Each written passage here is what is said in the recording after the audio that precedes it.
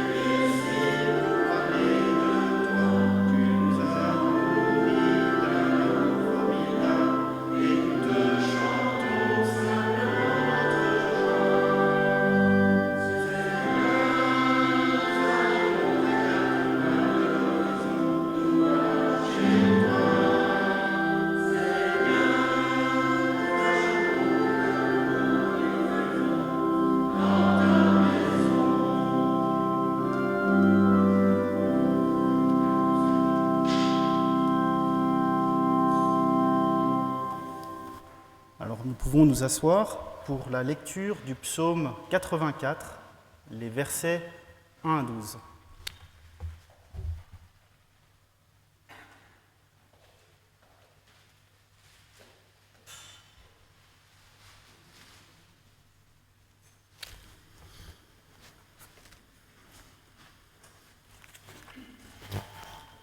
Que tes demeures sont aimables, Éternel des armées. Mon âme soupire et languit après les parvis de l'Éternel. Mon cœur et ma chair poussent des cris vers le Dieu vivant. Le passereau même trouve une maison, et l'hirondelle un nid où elle dépose ses petits, tes autels, ô Éternel des armées, mon roi et mon Dieu. Heureux ceux qui habitent ta maison, ils peuvent te célébrer encore. Heureux ceux qui placent en toi leur appui, ils trouvent dans leur cœur des chemins tout tracés. Lorsqu'ils traversent la vallée de Baca, ils la transforment en un lieu plein de sources, et la pluie la couvre aussi de bénédictions. Leur force augmente pendant la marche, et ils se présentent devant Dieu à Sion. Éternel Dieu des armées, écoute ma prière, prête l'oreille, Dieu de Jacob. Toi qui es notre bouclier, vois, ô Dieu, et regarde la face de ton roi. Mieux vaut un jour dans tes parvis que 1000 ailleurs. Je préfère me tenir sur le seuil de la maison de mon Dieu, plutôt que d'habiter sur les tentes de la méchanceté. Car l'Éternel Dieu est un soleil et un bouclier, l'Éternel donne la grâce et la gloire, il ne refuse aucun bien à ceux qui marchent dans l'intégrité. Éternel des armées, heureux l'homme qui se confie en toi.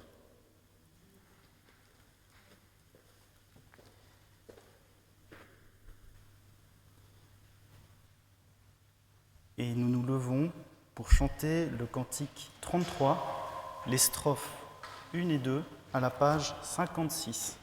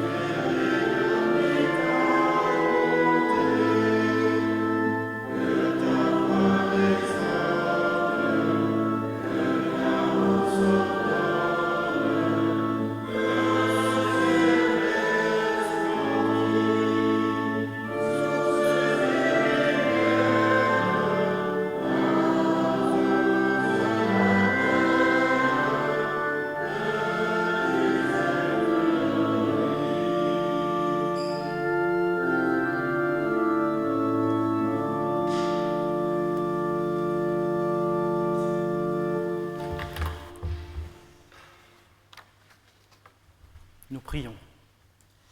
Seigneur, notre Père, nous savons que nous sommes fautifs. Nous savons que nous sommes dans l'erreur.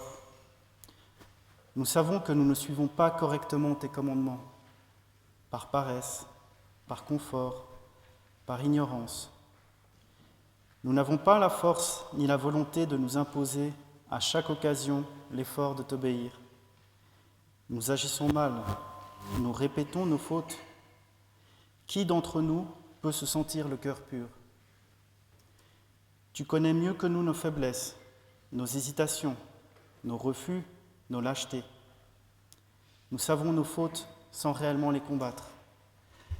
Nous osons pourtant nous présenter devant toi dans l'espoir, Père céleste, que tu nous accueilleras avec bonté. Nous te supplions, ô Père, indique-nous le chemin que nous devons suivre.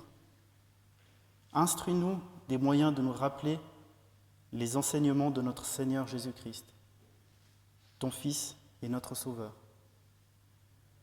Car tu écoutes toute femme et tout homme qui se présente devant toi dans une vraie volonté de repentance.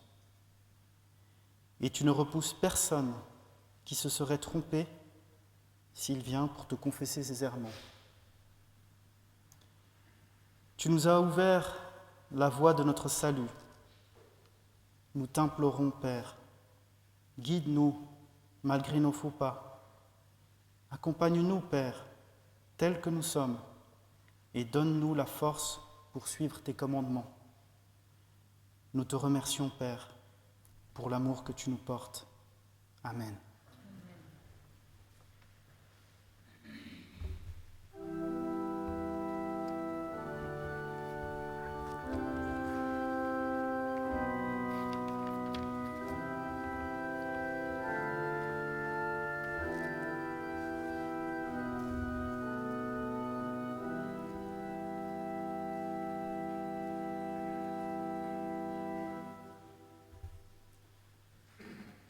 Nous prions. Dieu Tout-Puissant, tu es le refuge de tous ceux qui cherchent le secours. Nous venons nous recommander à ta bonté et t'adresser nos prières pour tous les hommes. Protège ton Église par le monde, corrige ses erreurs, guéris-la de ses divisions, afin qu'elle annonce fidèlement ton salut. Affermis-la contre le pouvoir de l'ennemi. Nous te prions pour les décourager, pour ceux qui souffrent de ne pas suffire à leurs tâches, dans leurs épreuves. Donne-leur d'espérer en toi. Accorde-leur la liberté et l'assurance de tes élus. Souviens-toi des malades et de ceux qui voient souffrir et mourir, ceux qu'ils aiment. Aie compassion des vieillards et de tous ceux que l'inaction accable. Ramène à toi les égarés. Aie pitié de ceux qui ignorent leur pauvreté de foi. Attire à toi ceux qui ne savent pas te prier. Fortifie tous ceux qui n'ont d'autre espérance que toi. Dirige les hommes qui gouvernent les nations. Éclaire ceux qui administrent la justice. Secours les peuples victimes de la guerre. Inspire à toutes les nations la volonté de vivre en paix. Seigneur Dieu, aie pitié de ce monde qui t'appartient. Accueille et exauce dans ta grâce les prières de ceux qui se confient en toi. Pour l'amour de Jésus-Christ, ton Fils et notre Seigneur. Amen. Nous nous levons pour chanter le cantique 48-5, les strophes 1, 2, 3 et 4, à la page 763.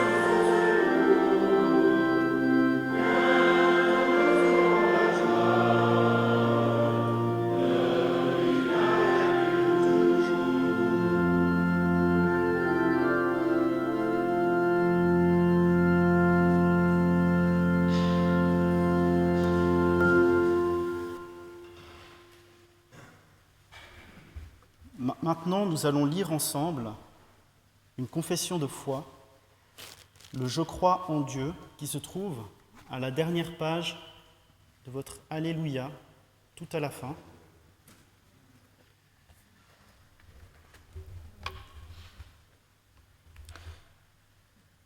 Je crois en Dieu, le Père Tout-Puissant, Créateur du ciel et de la terre. Je crois en Jésus-Christ, son Fils unique, notre Seigneur, qui a été conçu du Saint-Esprit et qui est né de la Vierge Marie. Il a souffert sous Ponce Pilate, il a été crucifié, il est mort, il a été enseveli, il est descendu aux enfers. Le troisième jour, il est ressuscité des morts, il est monté au ciel, il siège à la droite de Dieu, le Père Tout-Puissant. Il viendra de là pour juger les vivants et les morts. Je crois en l'Esprit Saint. Je crois en la Sainte Église universelle, la communion des saints, la rémission des péchés, la résurrection de la chair et la vie éternelle. Amen. Maintenant, nous restons debout pour chanter le cantique 41-35, les strophes 1, 2 et 3, à la page 611.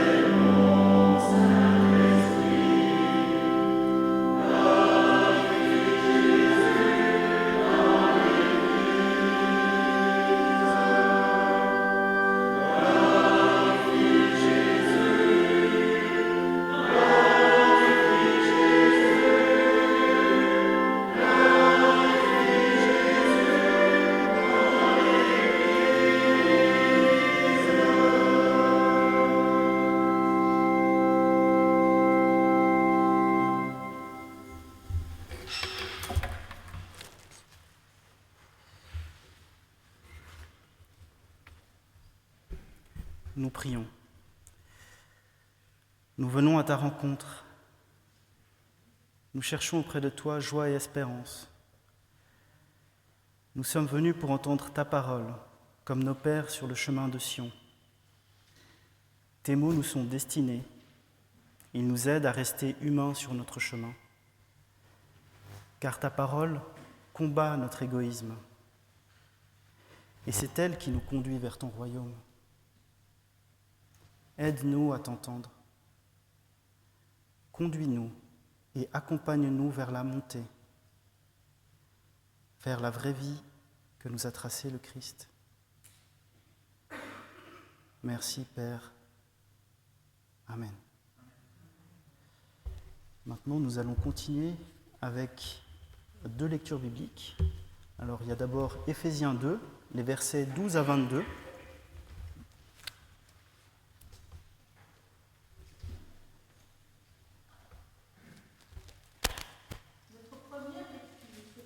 Dans la lettre de Paul aux Éphésiens, chapitre 2, les versets 12 à 22.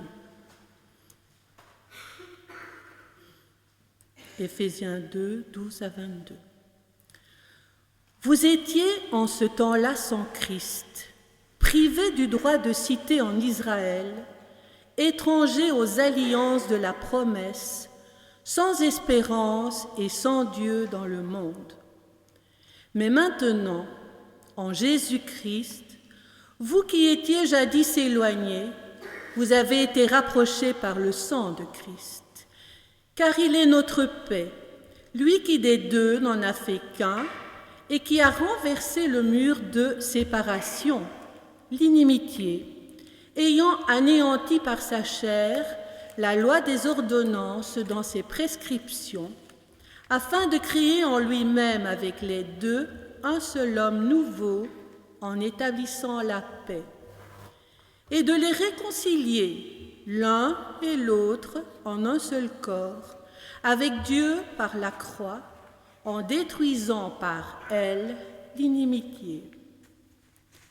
Il est venu annoncer la paix à vous qui étiez loin et la paix à ceux qui étaient près, car par lui, nous avons les uns et les autres accès auprès du Père dans un même esprit. Ainsi donc, vous n'êtes plus des étrangers ni des gens du dehors, mais vous êtes concitoyens des saints, gens de la maison de Dieu. Vous avez été édifiés sur le fondement des apôtres et des prophètes, Jésus-Christ lui-même étant la pierre angulaire.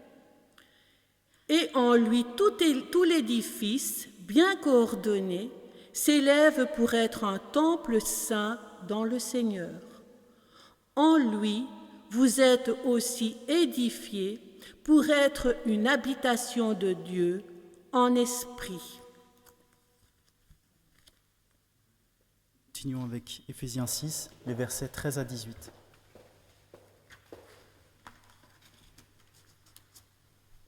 Voilà, la lecture suivante, c'est aussi dans Éphésiens. Oui, je ne sais pas lire ça. Chapitre 6, les versets 13 à 18.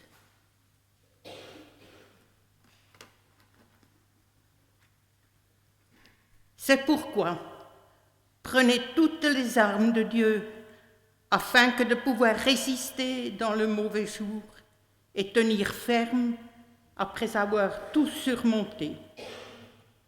Tenez donc ferme. Ayez à vos reins la vérité pour ceinture. Revêtez la cuirasse de la justice.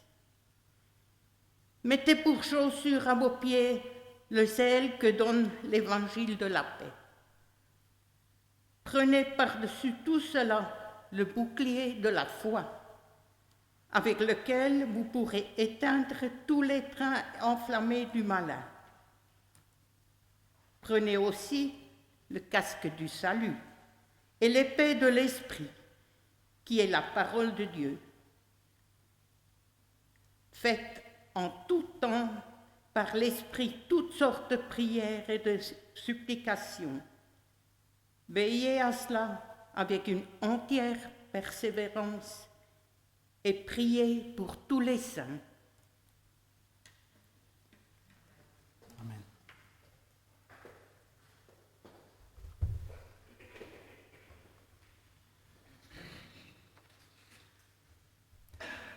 Éphésiens 2 contient des éléments qui nous présentent des marqueurs de l'identité chrétienne.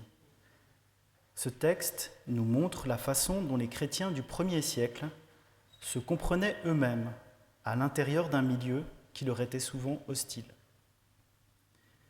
Les versets 12 à 22 d'Éphésiens nous montrent une église primitive qui se pense à l'aide de l'image du corps unique du Christ. Convaincue que les luttes acharnées entre judéo-chrétiens et pagano-chrétiens qui composent cette communauté d'Éphèse sont des choses du passé.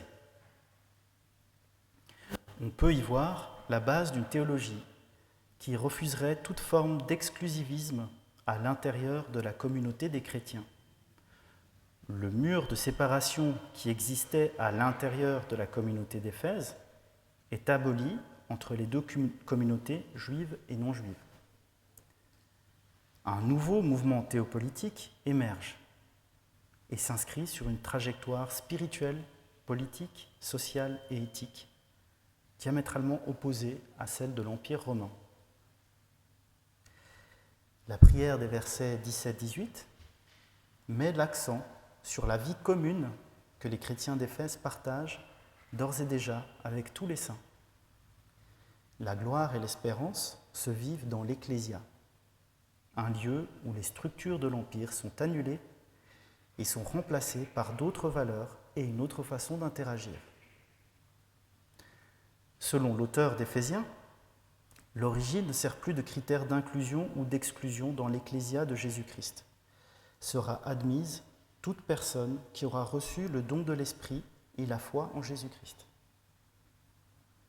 Au-delà de toute appartenance, les chrétiens sont liés par l'esprit de service humble et mutuel, imitant ainsi le service rendu par le Christ lui-même. Cet esprit de service fait des chrétiens des étrangers dans ce bas monde. Avant leur élection par Dieu, les pagano-chrétiens appartenaient à un empire qui regardait les autres comme des objets à utiliser et à dominer dans un esprit de cupidité. Après leur conversion, ils appartiennent à une formation théopolitique qui exige de la droiture et qui rend service à ceux qui sont dans le besoin et aux faibles. Cependant, la création de cette nouvelle ecclésia et l'annonce d'un nouveau royaume qui unit juifs et grecs érige, selon Éphésiens, un autre mur, ou plutôt un abîme, entre les membres du corps du Christ et ceux que l'auteur d'Éphésiens appelle les fils de la désobéissance. Les chrétiens soutiennent que tous sont égaux devant le Seigneur, chacun se mettant humblement au service des frères et des sœurs. Ils rejettent toute méritocratie, qu'elle se définisse par l'appartenance ethnique, par la bonne naissance, par le népotisme ou par le système de réciprocité qui s'exprimait dans le clientélisme romain. Les fils de la désobéissance, ceux du monde, par contre, considèrent un monde hiérarchisé où le fort domine et exploite le faible comme faisant partie de la nature des choses. Les gens qui entrent dans la nouvelle formation théopolitique de l'Ecclésia chrétienne vivent désormais selon de nouvelles normes.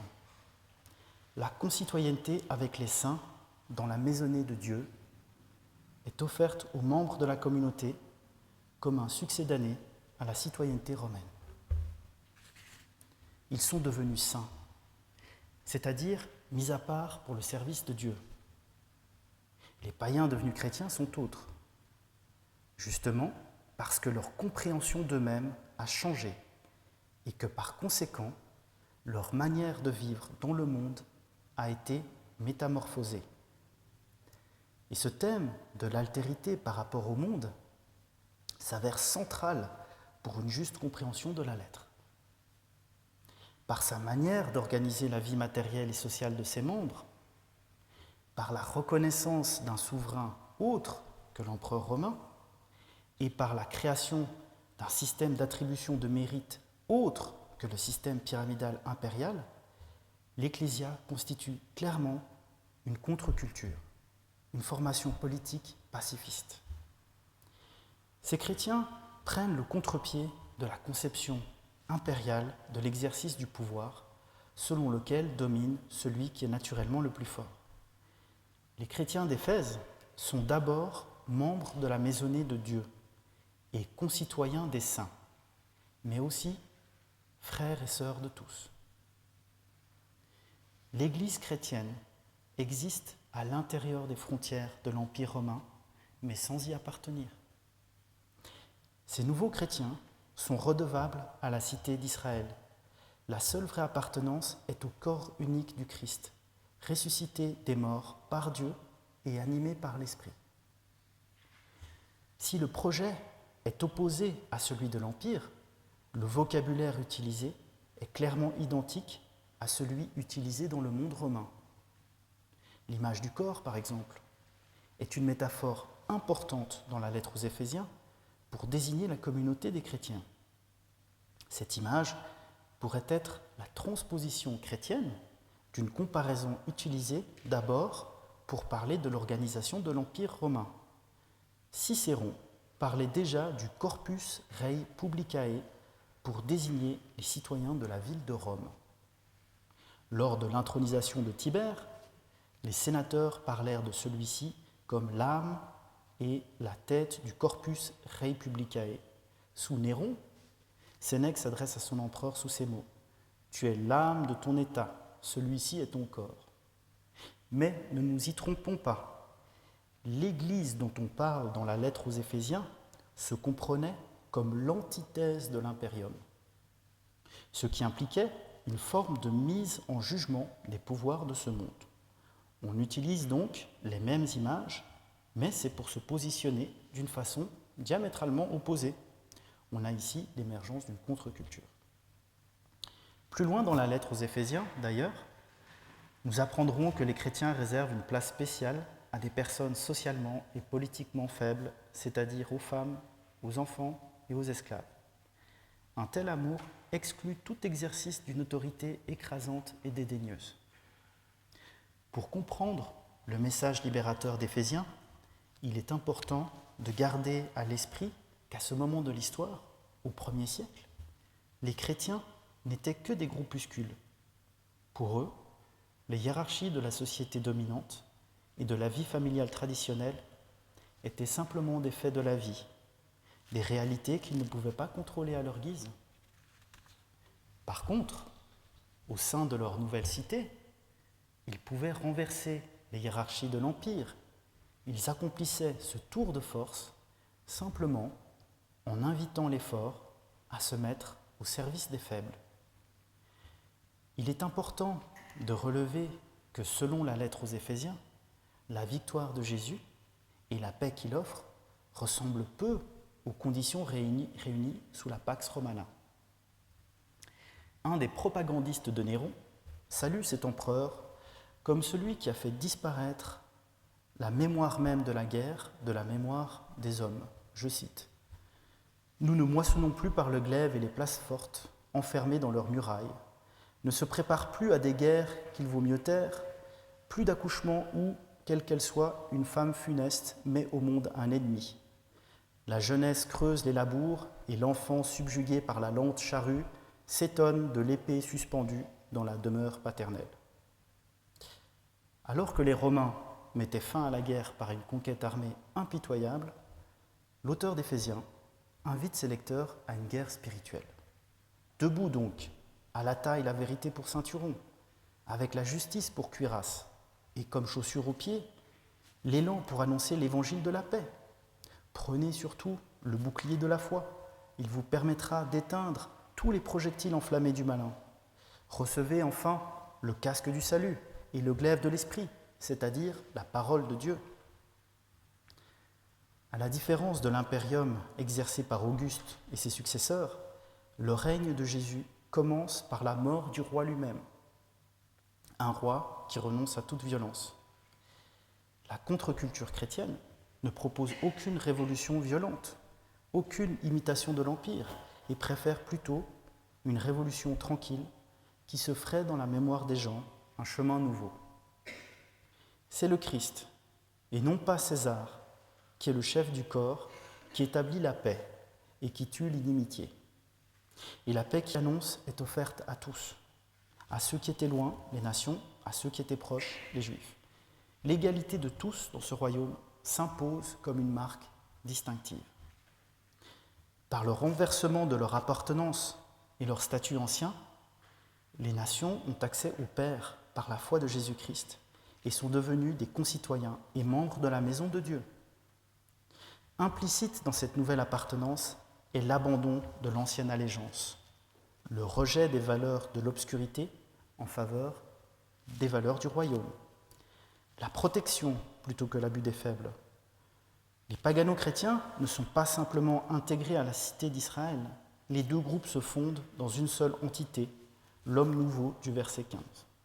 Dès lors, même si la source du salut vient du Dieu d'Israël, l'élection, qui autrefois semblait être réservée aux seuls juifs, se révèle maintenant en Jésus comme une élection qui avait été préparée avant la fondation du monde et qui inclut aussi bien païens que juifs. Seront admis tous ceux qui se conduisent humblement devant Dieu et qui renoncent au pouvoir afin de se mettre au service les uns des autres. La métaphore de la construction nouvelle illustre une révolution à l'intérieur de la religion juive que fonde le nouveau régime. Dans ce nouvel édifice, la loi mosaïque, considérée jadis comme la source du salut pour les Juifs, est dorénavant remplacée par la croix de Jésus-Christ.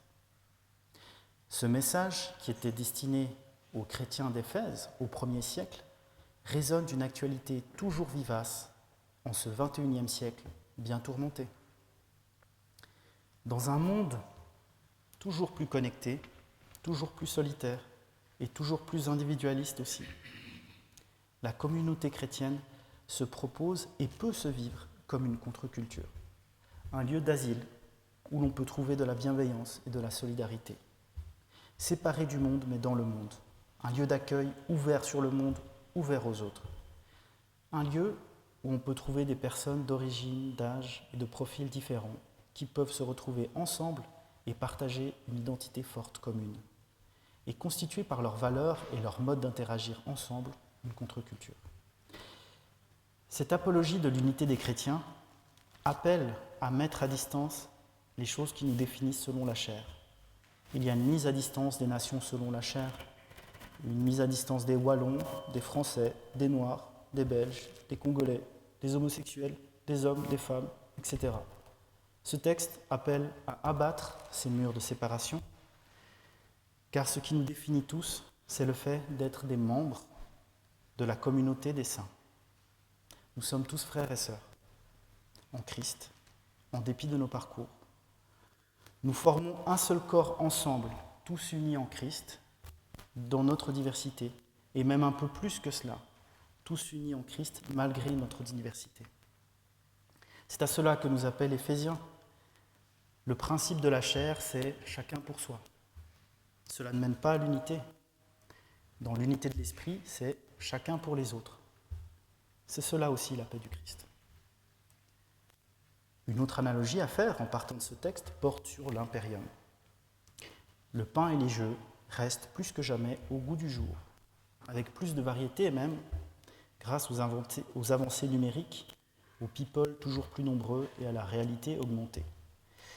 Le pain et les jeux qui permettent aux individus lambda de s'extraire d'une réalité toujours plus dure, où l'exploitation et la domination des faibles par les forts est ancrée dans les mœurs, la domination du fort sur les faibles reste vivace et toujours présente malgré la modernité et les dernières avancées sociales. Le moteur de notre économie est la compétition et pas la collaboration. Rien de nouveau sous le soleil. Au XXIe siècle, le cœur endurci de l'homme obscurcit la compréhension de la parole de Dieu et fait de l'homme la proie de toute vanité. C'est le culte du selfie, le culte de soi-même qui a remplacé le culte impérial. L'égoïsme, l'orgueil, la vanité et le manque d'empathie deviennent autant de vertus dans un univers où seul compte l'apparence, la cupidité et le nombre de likes ou de followers, pour reprendre des termes utilisés sur la toile.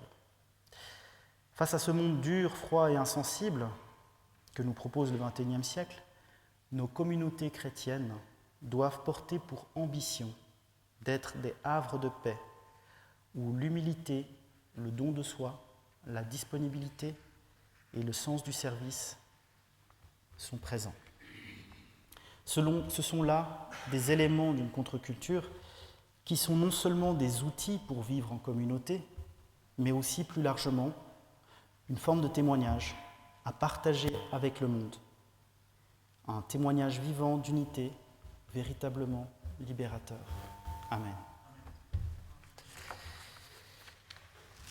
Nous allons continuer avec un jeu d'orgue.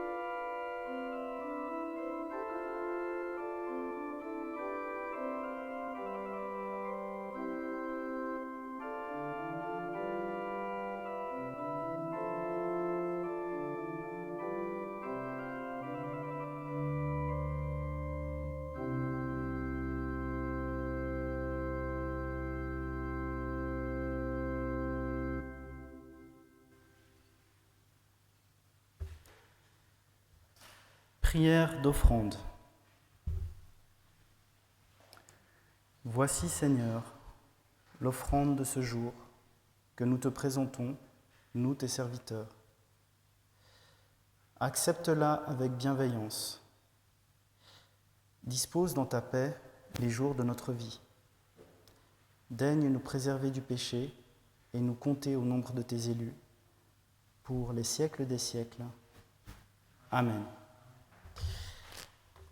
Nous continuons avec le cantique 22.5, nous pouvons nous lever, avec les strophes 1 à 4 à la page 261.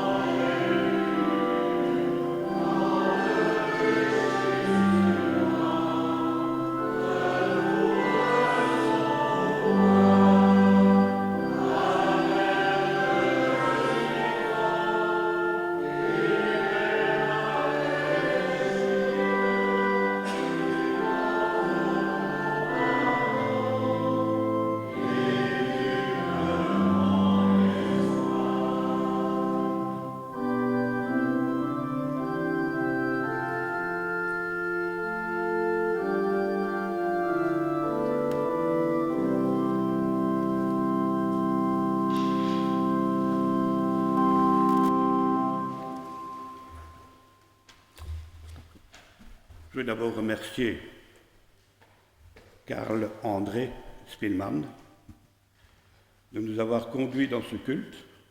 Merci beaucoup. C'est un plaisir. Et vous pouvez le retrouver ensuite, après le culte, dans la salle annexe, pour un moment de convivialité où vous pourrez converser avec lui. Et je remercie aussi à ses parents d'être présents. Les troncs du 13 septembre. Dans le tronc central, il y avait 140 €. Dans le tronc pour la mission contre la lèpre, 30 €. Le tronc du 20 septembre. Dans le tronc central, il y avait 46,60 €. Et dans le tronc pour la diaconie, 55 €. Le second tronc de ce jour est destiné à l'entretien général. Quelques dates. La prochaine réunion de prière aura lieu dans ce temple le 2 octobre à 19h. Réunion de prière œcuménique, bien sûr. Le 4 octobre, il y aura un culte préparé par notre jeunesse. Donc le culte de la semaine prochaine est préparé par notre jeunesse. École du dimanche, quartier, etc. La prochaine assemblée d'église aura lieu ce dimanche 4 octobre à 15h. Je signale que les rapports de ceux qui ne l'ont pas encore reçus sont encore dans le fond du temple. Prenez-le à partant et ceux qui sont absents, on leur enverra. Une conférence aura lieu au temple de pâturage le 17 octobre. Conférence donnée par Jean-Luc Brinck. Mais c'est sur réservation, donc ceux qui veulent participer à cette conférence, il y a une affiche dans la salle, vous prenez le numéro de téléphone et vous téléphonez le numéro indiqué pour réserver votre place, parce qu'il y a un nombre de places limitées dans le temple de pâturage. Alors, une nouvelle annonce, tous les ans, il y a une action boîte à chaussures. Nous y participons. Et il y a des dépliants qui sont disponibles à l'entrée de la salle, près du gel désinfectant. Quand vous rentrerez dans la salle, vous prenez un peu de gel et vous prenez un dépliant pour les boîtes à chaussures. Vous le lisez et vous faites tout ce que vous pouvez pour que les boîtes soient remplies. Il y a aussi une commande de calendrier en cours. Vous pouvez commander le calendrier, vous pouvez commander notre pain quotidien, la bonne semence, etc. Il y a une feuille dans la salle, vous mettez votre nom, votre commande. Uniquement cette feuille-là. Voilà, je crois que j'en ai terminé pour aujourd'hui. Je vais passer la parole à mon frère Christian Bouillon, qui est un conseiller du district. Non, viens au micro. Viens au micro.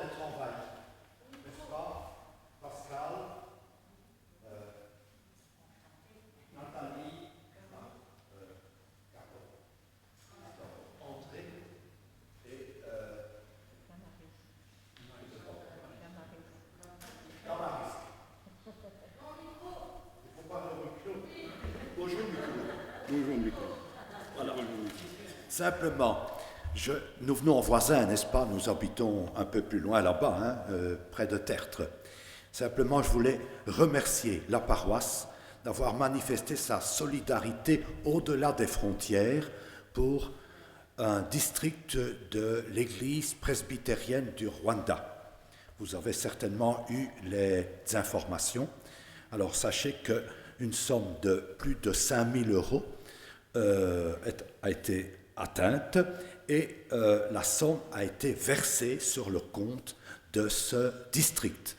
Alors nous attendons des retours et vous recevrez plus d'informations sur l'usage qui sera fait de cette somme. Voilà, merci.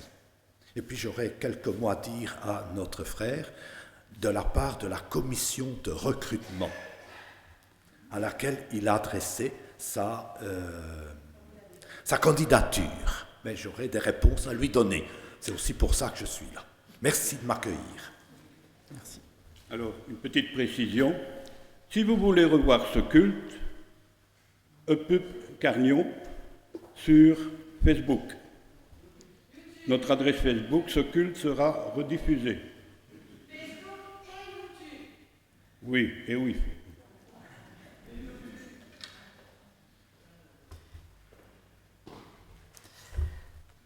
Avant la bénédiction finale, j'aimerais remercier tous ceux qui ont participé à l'organisation de ce culte. Je ne connais pas encore tous les prénoms, donc je vous dis collectivement un grand merci à tous. Alors, pour la bénédiction finale, on se lève.